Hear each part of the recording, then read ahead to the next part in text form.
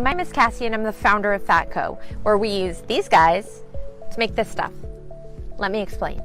At Fatco, we specialize in making natural and organic skin and body care products, many of which contain tallow. It's nutrient dense and healing. It's extremely high in vitamins A, D, K, and E, all super important for skin health. It's natural, it's healthy, and it's sustainable.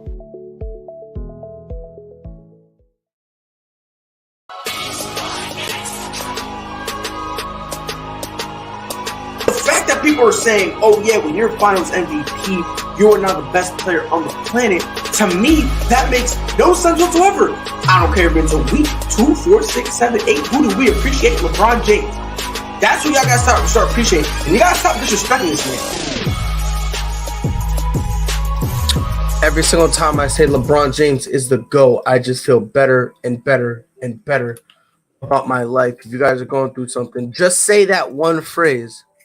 All your problems, I promise you, will go away. Ladies and gentlemen, it is Monday. Welcome to the Prideful podcast. Of course, it is your boy Pride riding solo dolo. Got a good show in store for y'all. We're gonna have a little bit of wrestling talk. Old buddy Jeff Hardy, that's exactly where we're gonna start off, gets arrested yet again for another DUI. Cop said he had a blood alcohol content of 0.294. Said when he got out of his car, he was groggy. He looked, the word they used, which was weird, he looked stupor. I don't know why they would have used that word, but I believe this is the third time since 2018 that Jeff Hardy has had a DUI. When he originally left the WWE was trying to put him in a rehab program so that way he would be able to fix himself, because he has admitted on multiple occasions that he's got a problem. He's admitted it, yet for some unknown reason, he just don't want the help. The main problem that started is that he's been driving with a suspended license. Obviously, because of all his prior DUIs, they kind of started clamping down on him some. And for some reason, he got, obviously he got back behind the wheel. And for some reason, Jeff Hardy, yet again, an older Jeff Hardy, might I add, is yet again jeopardizing his career. He was supposed to be this week. He was supposed to be in a tag match with Matt. God knows how that's gonna turn out. Which, oof. But for the 44-year-old Jeffrey Nero Hardy, at this point, AEW truly only has two. They only have two options. Either A, they do what WWE tried to do and put him in a corner where he has to accept it and go get the help. That's one. Two, just outright say, yep, we're not playing this game. Screw this. We're not doing this. And you're on your own. Those are really the only two things you can really do. For me, and this is coming from a guy who loves Jeff Hardy. I have nothing but respect for him. I do think he's an all-time great. For a guy his size to be a high flyer is incredibly amazing. It's I like him. I really do. I really do.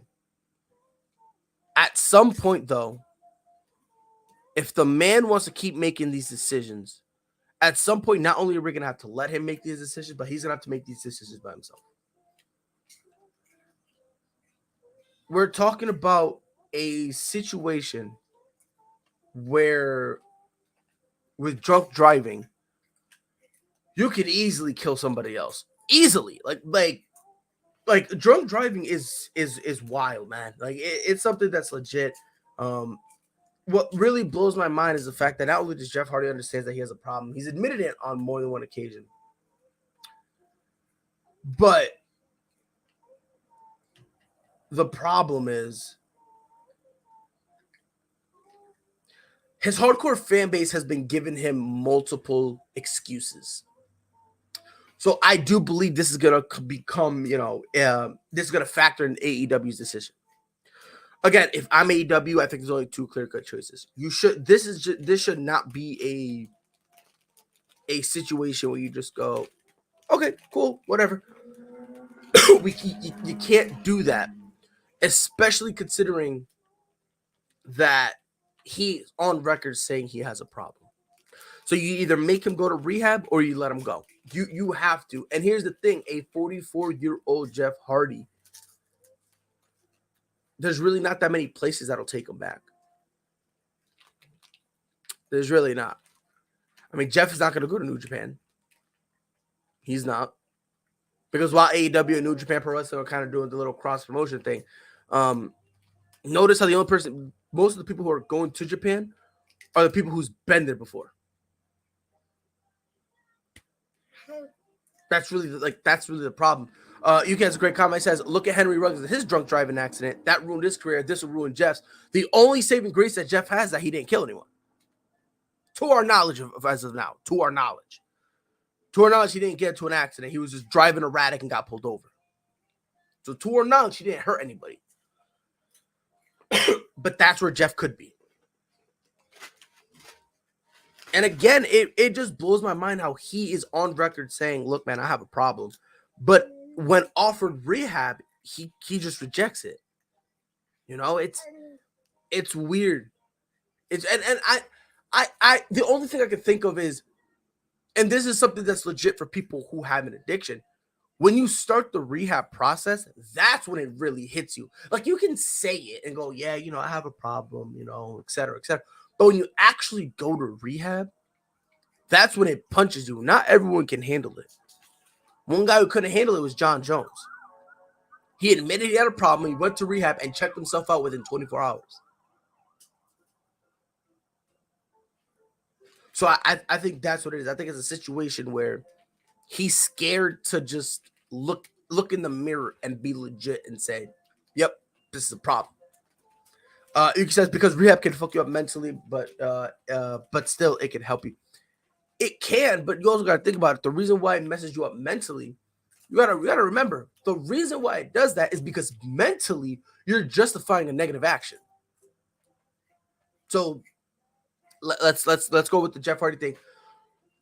He thinks it's sweet to be knocking down drinks, get drunk, and get behind the wheel. That's a bad mistake. That's a bad choice. It's a bad judgment. So yeah, in his perception, it's gonna be like, yeah, it's messing me up mentally, because what the rehab is trying to do is, in essence, reprogram you to be like, all right, look, I can't. There's this thing I need to stop doing. No matter what, there's this thing I have to stop doing. Period. No matter what, it doesn't matter what it is, what kind of drug it is, hardcore, lightweight, doesn't matter. From weed to meth, crack, alcohol, doesn't matter. But if you're justifying using it to the point that it's impacting your life, and then you go to rehab, yeah, you're gonna feel like it's messing you up mentally. But again, let's say rehab does, F you up mentally, even if you're, a sober person. Sometimes you need to do that. Sacrifices must be made sometimes. If you're constantly making the same bad decision over and over and over and over and over and over and over and over and over. Again, this is third time since 2018. Y'all don't want to go back to what this man did before. He almost tanked the pay-per-view. This man almost tanked a pay-per-view when he showed up, pilled up out of his mind.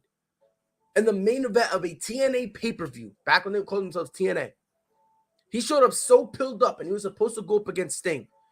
And they saw how bad this guy was, that Eric Bischoff, who was a heel at the time, had to come out, right, and shake Sting's hand and kind of bring him up to say that he's wishing him luck, when in all reality, he was trying to tell him, just force pin him and let's get out of here with minimal damage. It starts and Jeff Hardy starts pretending to throw his shirt for far too long. Get to the tie-up. He looks so groggy that effortlessly Sting just throws him back to the corner, and he just looks so disappointed. The match literally only had about not even a full minute's worth of wrestling. And Sting just basically put him in a scorpion death drop and force pinned him to the point that Jeff Hardy tried to kick out. And the ref knew, and they were going to continue to count regardless to end it. That pay-per-view ends with Sting walking up the ramp and the fans chanting bullshit. And Sting turns and says, I agree. The camera is on his face, and he says, I agree. And this gets picked up by the people in the front row and the mics.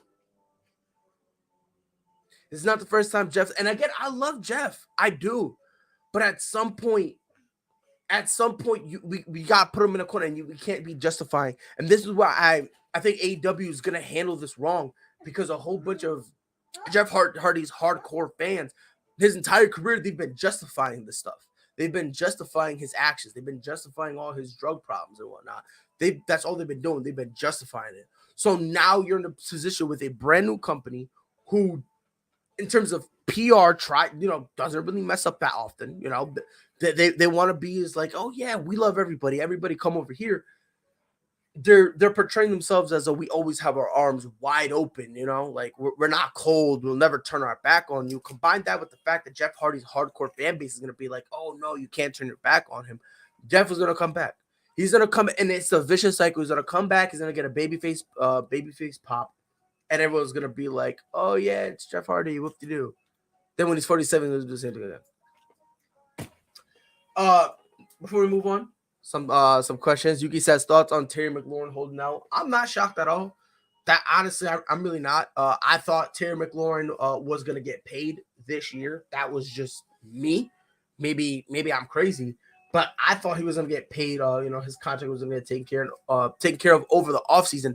It still has not, and according to a lot of people kind of talking or whatever, but turns out, and this is just, it turns out that in terms of the contract negotiations, they've only spoken twice. And each time, the Commanders have not made any improvement to the contract that they offered Terry McLaurin. Last time I had checked, it was a 3-year, $80-something million deal, which is solid, sure. But he doesn't want, Terry McLaurin doesn't want a 3-year deal. He doesn't want a 3-year deal. But yeah, another question. Jacoby Myers staying. Yep, he signed a 1-year tender to remain with the New England Patriots. I'm not mad at it at all. Some people believe he deserves more. And I'm one of the people who at first I was sour on him. He came up a very, very respectable year. So hats off to him. He definitely has earned a spot in the wide receiver rotation. So, and I truly do. I don't mind that. This is just basically a situation where they give him a 1-year tender, so that way to see, can you replicate what you did last year? If you can, now you can come to us, and now we're able, we'll be willing to give you something, long term. But that's all the deal really is. Again, I don't mind it at all. It does put a little bit of pressure on Jacoby Myers, because again, if he doesn't have at least a respectable year, it's going to be rough. But again, this is usually what happens a lot of times. You take that risk, and as soon as you take that risk, boom, you either make that great leap, or you end up sucking.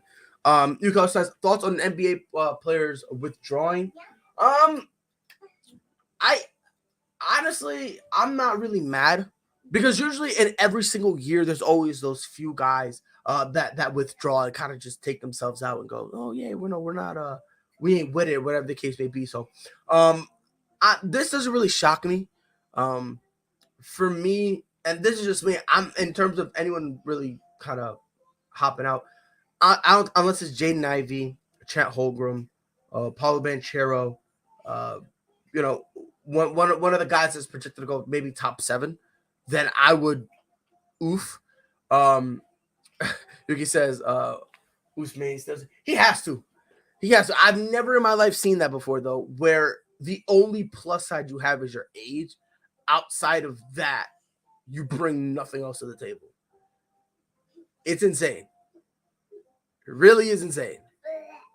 But you know, you know, teach their own. Moving on to the next topic. This NFL season is lined up to be a banger. Where people believe multiple divisions are going to finish over 500. I think the AFC West is going to line up like that. Outside of that, I don't know why other people believe that, but there are a few guys I was looking, and I've been thinking, I've been trying to, kind of look and see, are they really in a good situation? And I came up with a couple. Now, obviously, if you guys disagree with me, please feel free to yell at me. But the first player I think needs to not only demand, but put themselves in a situation where you have to force him to go get a trade, Saquon Barkley. I think Saquon is in a situation where, in terms of their offensive line, it's a middle of the road type of offensive line in terms of their rating. Coming off the injury, he's gonna need to go, and it's a shame. It really is a shame that I'm saying this, but he's gonna have to do an entire rehab, if that makes sense. And what I mean by rehab is he needs to go to a system. And this is me, but this is to a system. He needs to go to a system who doesn't run the ball far too often, likes throwing the ball a lot, and it could be a place where you could fit, kind of like a situation to an extent, not this team in particular, but how they run it. The Chargers, right? Where they got Austin Eckler, who, yeah, they'll run it with him, but they'll also line him up. Obviously, the best place he should go to would be the Chiefs, a situation where they could use him kind of as both. Another guy I would put in this situation also Christian McCaffrey. And again, this is not because of their talent. This is just because they've been gotten so many injuries. I think they need to take 2 years to kind of, take the load off a bit, because now it's for both of these guys, it's getting ridiculous. It really is, because within 4 games, they're nicked up. Game 5, they're hurt, and then game 6, they're ruled out for the rest of the year. And it's nuts how that's happening so quick. It's insane, and especially for 2 men who are very, very high caliber guys. I think these are 2 guys who are very high caliber talents. Another team that this is just me. But another team I would have him consider. But again, all this is just for like a whole little,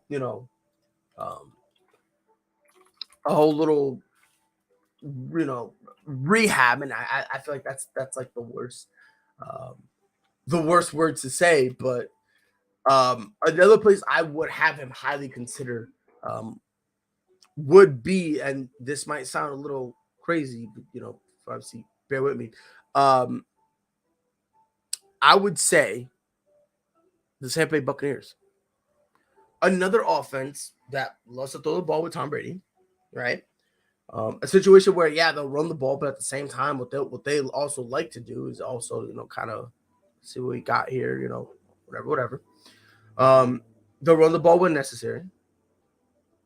And it kind of puts them in a situation where there's not too much of a load on him.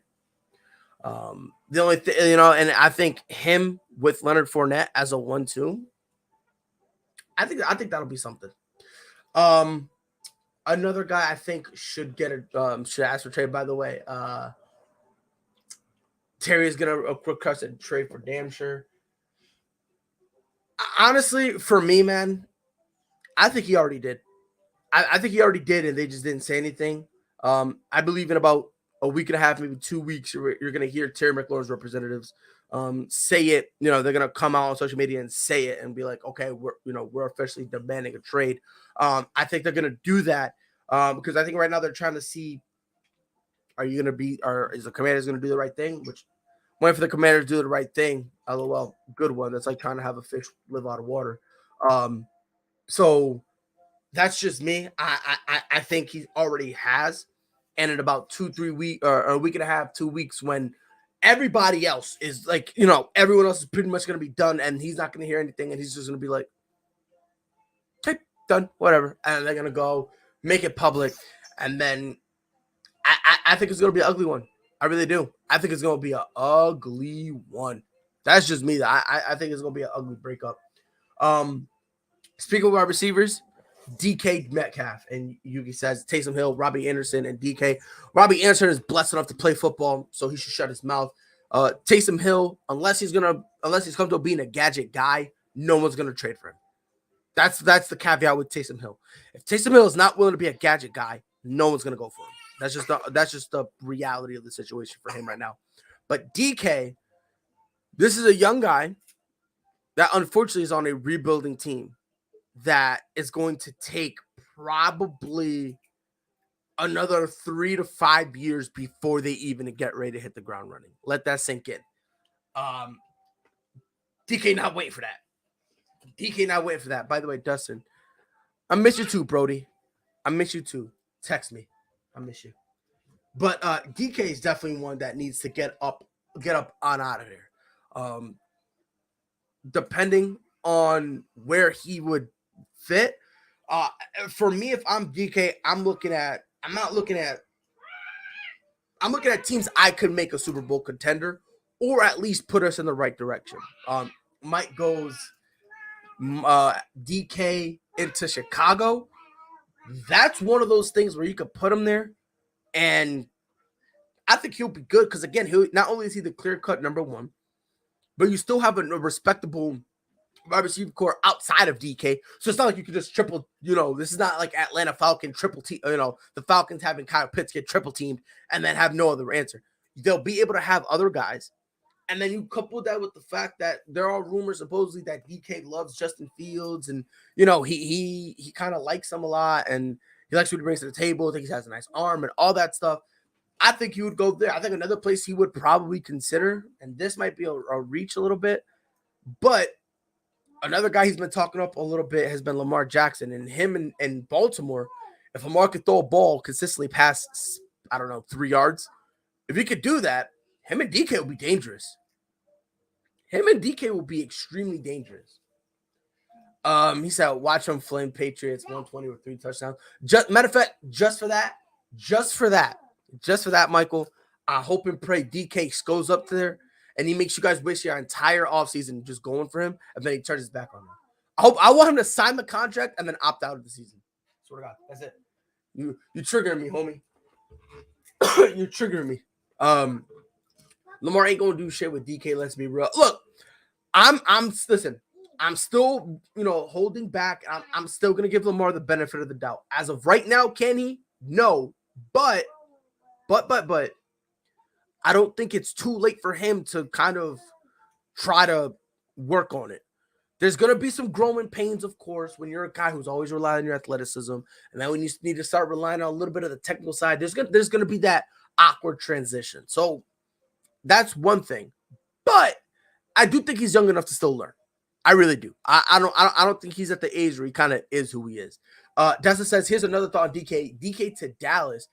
I mean, Dallas desperately needs a legitimate number one because, again, their number one is CeeDee Lamb, who I've seen him get clamped just, by number 3 receivers. And then Michael Gallup coming off an ACL injury. If that's your 1 and 2, you're kind of screwed. Now, if you get DK in the mix, now we're talking something, because now DK, not only is DK the clear-cut number 1, but then he's another guy, because the thing is with Amari, you don't got to double team Amari. You don't have to. You just got to miss him 3 balls in a row, and then he checks himself out. With DK, you kind of have to double team. You now double team DK, and now you gotta be like, all right, so our third corner is gonna be on either Michael Gallup or CeeDee Lamb. So now it kind of gives CeeDee Lamb a little more of an opportunity to be explosive. And same thing, it eases off the pressure off of Michael Gallup, because Michael Gallup is still going to need to have to get some touches. He's still going to need to get some targets. He's still going to need to do something to bring something to the table. But now it kind of eases off some of that pressure from a guy coming off a torn ACL. For example, over in Tennessee, they done goofed up by getting Robert Woods. They done goofed up. They goofed up because they got him, and then they traded AJ Brown. You don't know what you're gonna get with a guy fresh off of a torn ACL. You don't know.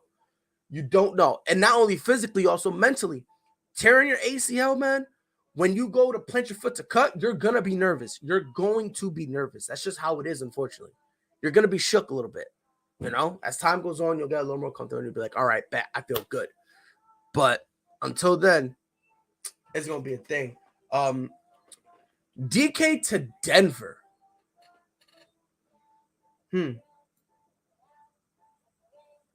Okay. That one I kind of like a little bit, but I don't know. I think Denver's comfortable where they are.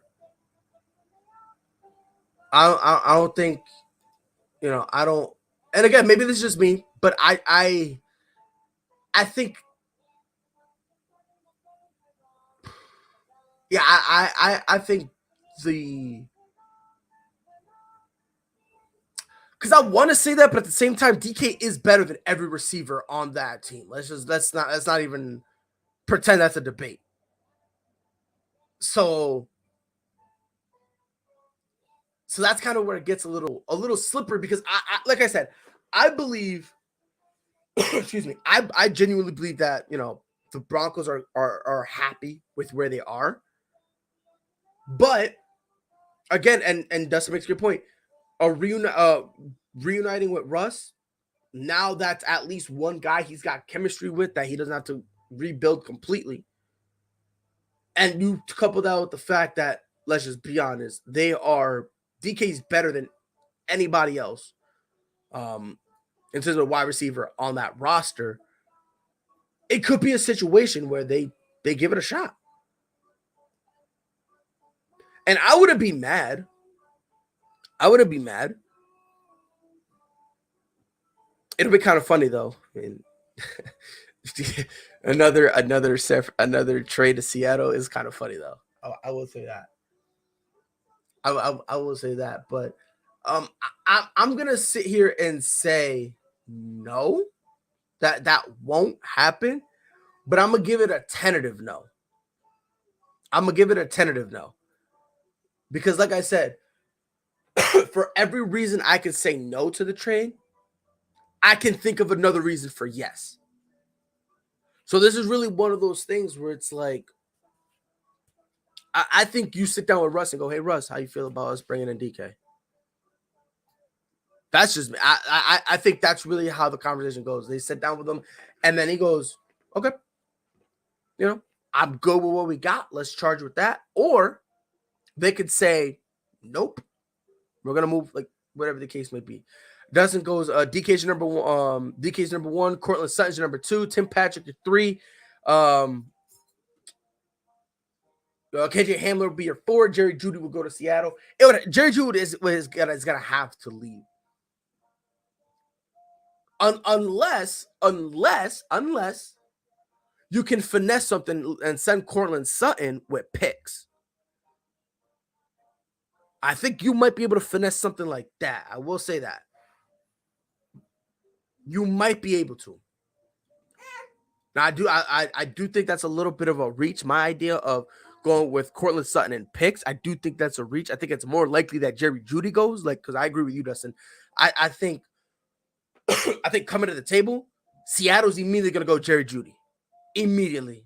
I don't think that they're gonna try to, you know, say anything. But I do think if you do Cortland Sutton and package it with some picks, I think you might be able to finesse it. If I'm Seattle, I'm trying to finesse them. I'm trying. Jeudy will go to Seattle, and Drew Lock would have Jerry Jeudy and Noah Fant, which, yeah, again, and again, this goes back to the same thing that I was talking about with Russ. When you have guys, you know, that you don't have to rebuild. Think about it, you don't got to rebuild chemistry.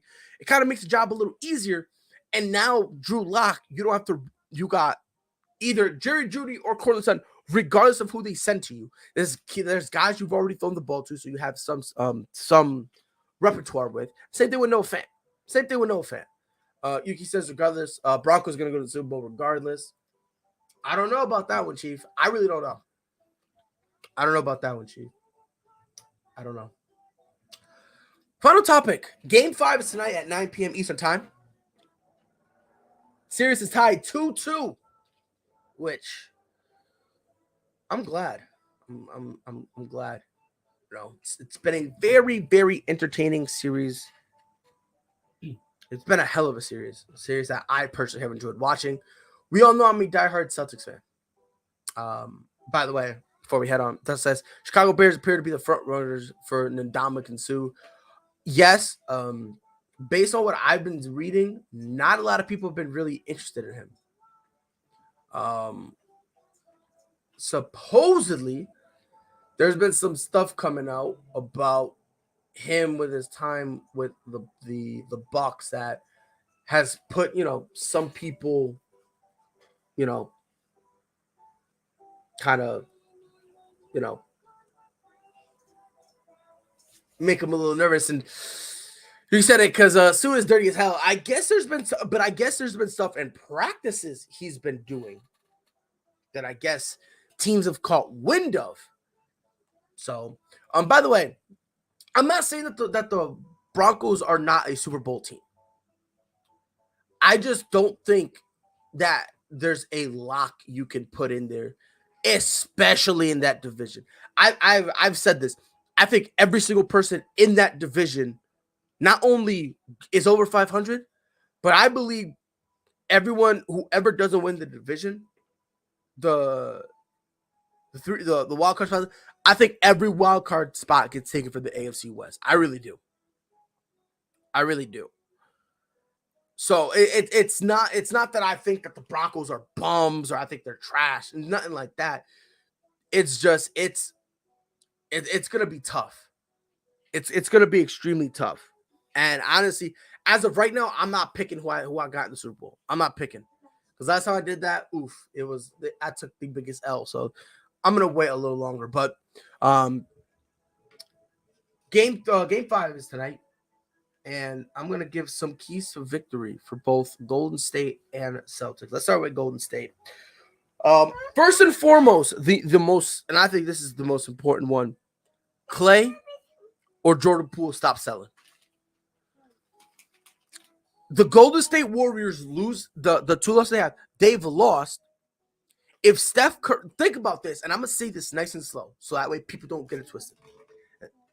If Steph Curry does not have 30 points, going into the fourth quarter, the Golden State Warriors lose. And I'm talking about how it's been the last 4 games. The 4 games in these finals. If Steph Curry has not given you 30 points before the fourth quarter, I'm going to say that one more time because I don't want people thinking I'm misspeaking or anything like that. If Steph Curry does not have at least 30 points heading into the fourth quarter, the Golden State Warriors lose. Steph Curry is in essence killing himself, being drained, exhausted, and Yuki says they won't get 4. Yeah, Steph had like 30 something heading into the fourth. He already had 30 going into the fourth. So like if Steph is literally carrying. He's offensively, he's doing everything he possibly could. If the Golden State Warriors lose this, and I'm being so serious, if the Golden State Warriors lose this, because I believe they will, I don't want to hear a single person. And everyone knows here, I'm not the biggest fan of Steph Curry. We already know the hatred I have for him. I do not want to hear a single soul at all. I don't want to hear a single soul blaming Steph Curry for this. I don't want to hear a single soul coming up to me and saying, "Yep, Steph Curry sold." I don't want to hear a single person say that. Because this dude is literally doing everything he possibly can. He's doing everything he possibly can. And Clay is still kind of just there. You can say I'm surprised Steph is still playing because he got hurt bad in game 3. He ain't get hurt bad. Come on. Let's be honest. I've never seen a guy get hurt so bad that after the injury happens, he sprints down the court full speed and then goes for a 3 effortlessly. I don't want to hear it. But He ended but game 4, Steph ended with 43. Right, he had to get at least 30 heading into the fourth. The next highest scorer for the Warriors. This is the next highest scorer. Klay Thompson with 18.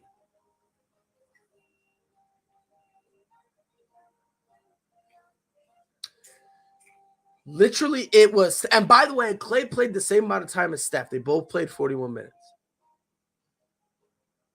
And 41 minutes, this is what Klay Thompson gave people. 18 points, 2 rebounds, 1 assist. That's what he brought to the table. For comparison, Steph, 43, 4 assists, 10 rebounds. Had a double-double. Draymond Green, 2 points, 9 rebounds, 8 assists. At least, at least 840 kind of brought a little something extra. Now, here's the only thing that people, that Draymond Green also needs to bring, defense, because he's also straight getting cooked. Someone else needs to help with this scoring load, because I will say, if we need to rely on Steph Curry to literally carry you through this finals, you're not going to win. You're just not, because he's going to get tired eventually. He's going to get drained. There was a statistic that I saw. By the way, Jordan Poole had 14 points. He went 14, 1 and 1. These were the top 4 scorers. By the way, all top 4 scorers were in double digits. It was Steph with 43, Klay with 18, Andrew Wiggins with 17, Jordan Poole with 14. Those are the top 4. Everybody else was in single digits. So if no one else is going to come to his aid and give him the opportunity, there's nothing he could. Steph is doing everything he possibly could. He's doing everything he possibly could. Everything he possibly could. Another thing they also need to do, and this is something that, in my opinion, I think I would heavily, if I'm talking to Golden State, and this is mostly from the coaching staff, this is just me, I would heavily consider benching Draymond. I would heavily I would be very, I would consider it. I think in terms of coaching, and this is not on Steve Kerr. You need to make sure you do something. You need to make sure you do something. Because Ime is out coaching you and stretching. Let's be honest here. Steve Kerr has been out coached every single game. Even game 2, which I believe game 2 was the blowout that Golden State won. He was still getting out coached. And the only reason that the Boston Celtics lost was because, yet again, Steph being Steph. Steph just came and took over. Outside of that, which, again, you're relying on your player to carry you, Steve Kerr's been outcoached every single step of the way. Every single step of the way. So Steve Kerr has to do something. He's going to have to do something different. He's going to have to do something unique. He's going to have to figure something out. In terms of the Boston Celtics, 2 things that I need them to focus on. And by the way, notice I'm not saying turnovers for either team, because I feel like turnovers is a little too vague. Both of these teams are high turnover teams. That's just them, because they play a very fast-paced game. When you play a very fast-paced game, that generally does lead to turnovers. That's just kind of how it goes. So I'm not gonna really say anything really about the turnovers, especially as long as the turnover battle's close. For instance, game 4, Golden State has 16 turnovers, Boston had 15. Again, it's a very close thing, so it's not like that's really making or breaking anything, right? So as long as they keep it going, I'm assuming they do that and they go forward. So number 1 for the Boston Celtics, utilize the mid-range for God's sakes. Please, I'm begging you. I understand that, yes, we do like the three-point game. And by the way, Jason Tatum, this is for you. If you're contested at the 3-point line, please stop shooting threes. That's the only thing I ask. If you're contested from the 3-point line, don't shoot threes. That's it. That's all I ask. There's been a lot of times Jaylen Brown a couple times, but Jaylen Brown doesn't do it as often, so I'm not going to come hard on Jaylen Brown. Pause. Marcus Smart, Does it a lot, which gets me tight. Peyton Pritchard has done it occasionally. He's been getting a couple minutes here and there, but I've even seen him do it. You need to stop doing that and focus on mid-rangers. Because I do believe if you end up using the mid-range game, that opens it up a little more where they now kind of drop down to give you a little extra space, which will open up the three even bigger. That's why in terms of offense, that's why a guy like Chris Paul loves the mid-range. Why? Because he knows if I hit a couple mid-rangers in a row, what's going to happen? Oh, yeah, they're going to start like, oh, yeah, he wants that mid-range. Now get the three open. So that's one thing I definitely would mention. And number two, let's say they go on a little, especially in the fourth quarters, let's say that they're kind of a little slow offensively. Do not let that impact your defense. The reason why we lost game 4 is because in a 7.5 minute stretch, we only scored 6 points. Now, usually that's a problem, but with our defense, I'm all right with it because with our defense, we could at least hold them down to something in the same. Problem was we weren't doing it. We let Golden State erupt. I mean, more specifically, Steph Curry. So my thing is, do not let we need to make sure our offense does not dictate our defense. Even if we're having a rough game offensively, we just need to grit our teeth and focus defensively. Because if we focus defensively, again, this goes back to the turnover thing I was saying earlier. Golden State is a very fast-paced team who will always give up turnovers.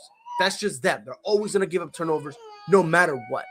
That's just Golden State, right? Again, any fast-paced team, it doesn't matter no matter what team you are, if you're a fast-paced team, turnovers are just a thing that comes with being a fast-paced team.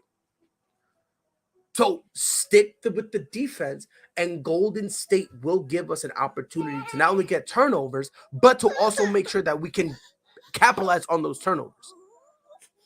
On fast breaks, do not try to go and just shoot threes just for hee ha-has. Penetrate. Don't shoot a three. On a fast break, penetrate. Especially if we got numbers. That's one thing I like about Jason Tatum. We got numbers, and he'll penetrate. Give the ball up. Get someone to wet up and lay up. Good.